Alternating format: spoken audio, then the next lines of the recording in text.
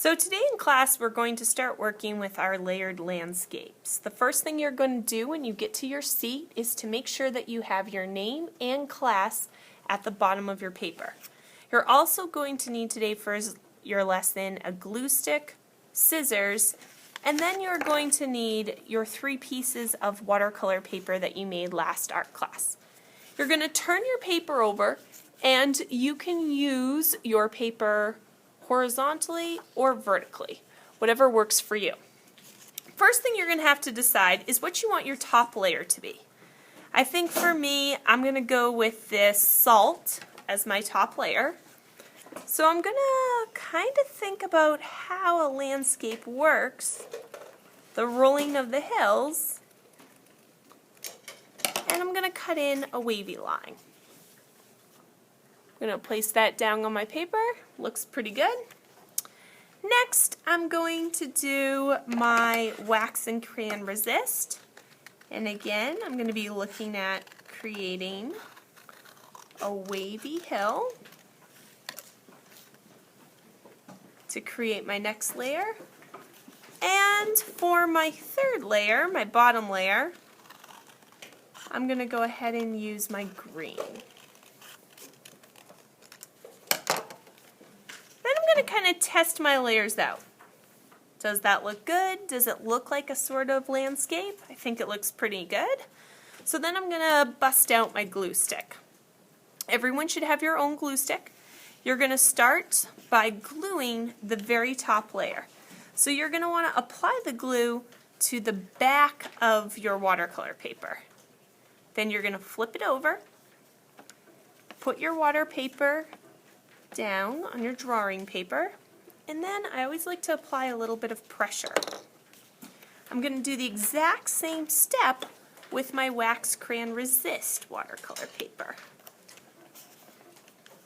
And then lastly, I am going to go ahead and do my alcohol watercolor paper.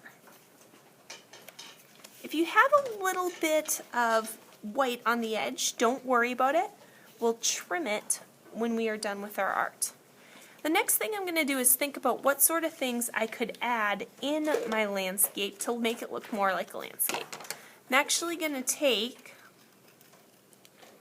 some of my landscape paper and put a sun in the sky.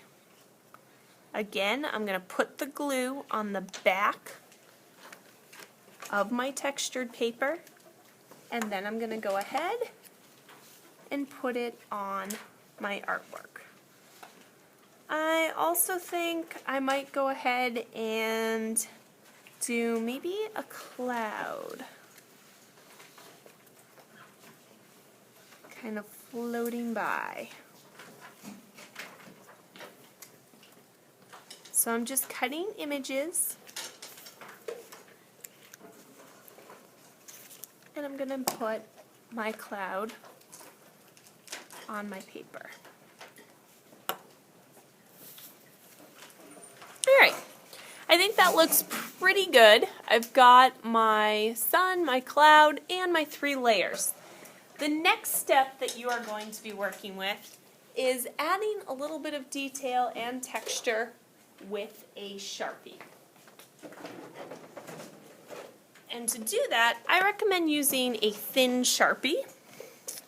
I think I'm going to start by maybe doing a little flower down here.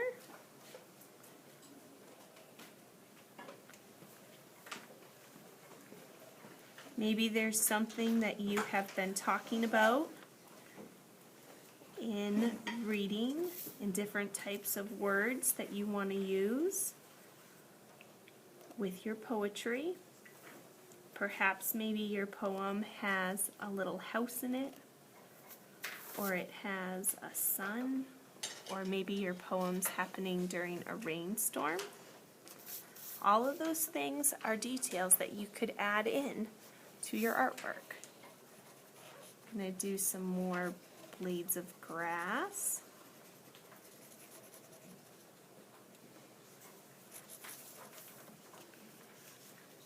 A little bit of texture.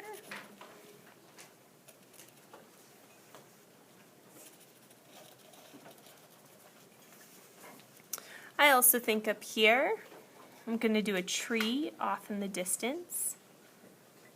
And I'm going to draw this much smaller so that I can show distance with my art.